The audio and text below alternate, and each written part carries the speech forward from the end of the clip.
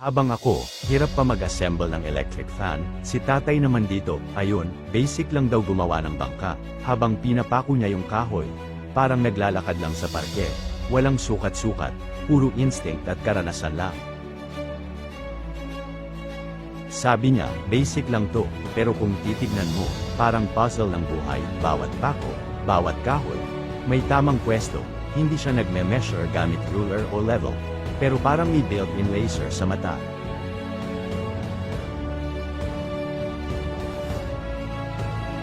Sabi ng mga nanonood, pag ako gumawa niyan, lulubog bago pa makaalis sa pampang, pero kay tatay, 3 pako pa lang, may hugis na agad.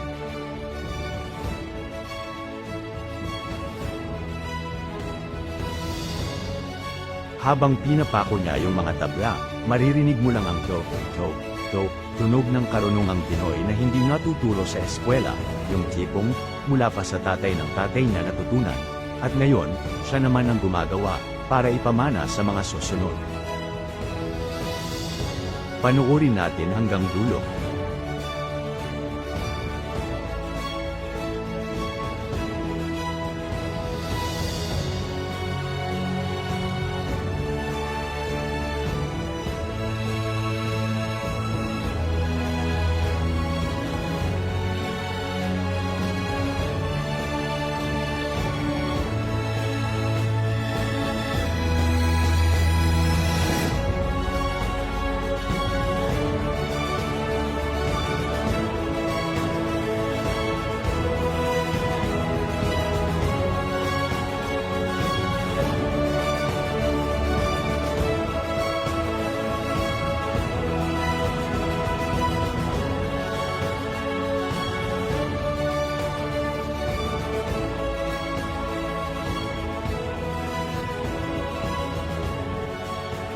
Sabi nga ng mga nanonood, grabe si tatay, ako nga hindi makabit yung kortina ng diretso, siya bangka agad, pero kay tatay, wala lang yan, kasi para sa kanya, ang tunay na kasanayan, hindi nasusukat sa diploma, kundi sa paulit-ulit na pagkakamali at pagsisikap araw-araw.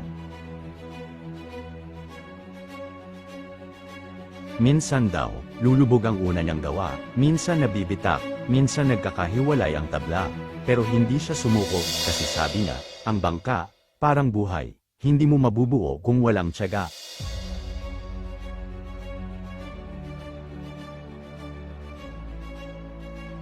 At sa huling pako, ngiting tagumpay si tatay, basic lang to, sabi niya ulit, habang pinupunasan ng pawis, pero sa totoo lang, hindi ito basic, ito ay bunga ng taon ng karanasan, ng puso, at pagmamahal sa hanap buhay.